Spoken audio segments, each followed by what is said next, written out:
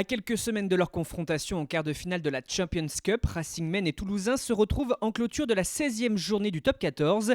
Duel entre deux formations réputées pour leur jeu enthousiasmant depuis le début de saison. Cela se confirme très vite avec un Stade Toulousain à l'attaque. Des passes vite exécutées dans ce qui est au départ une situation de contre. À l'aile, Arthur Bonneval est servi et voilà déjà le premier essai de la rencontre. Le Racing 92 tenait pourtant le ballon jusqu'à présent. Mais derrière une interception de Lucas Tauzin, il y a cette première réalisation.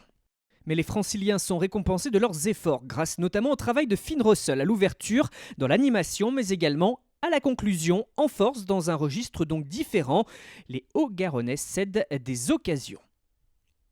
Le deuxième gros temps fort pour Toulouse avec cette touche comme rampe de lancement, une action en première main qui voit Pitaaki transpercer et profiter du relais de Sofiane Guitoun pour un nouvel essai malgré les retours de Brice Dulin et de Henri Chavancy. Les joueurs d'Hugo Mola sont très réalistes sur leur temps fort. Toujours un duel à réaction assez spectaculaire, sans temps mort. L'on est encore à la suite d'une percée de Finn Russell et c'est Juanimov qui profite du décalage sur les extérieurs pour laisser sa formation dans le coup. Cela fait 2 essais de chaque côté, mais un score toujours à l'avantage des visiteurs. C'était sans compter la nouvelle réponse du Stade Toulousain qui, on le rappelle, peut récupérer la première place en cas de 5e victoire à l'extérieur cette saison. Cheslin Colby a fait une percée en position de demi de mêlée. Il relève et tape à suivre pour Lucas Tauzin. La nouvelle réaction avant la pause.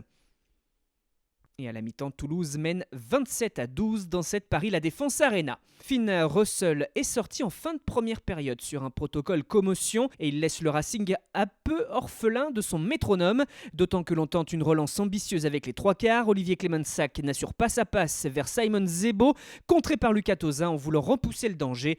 Et Zach Holmes est opportuniste. À l'heure de jeu, c'est le plus gros écart de la partie, 32-12 et 34-12 après la transformation. Le Racing se doit de réagir pour éviter une 3e défaite à domicile cette saison qui pourrait s'avérer très handicapante dans la course aux phases finales.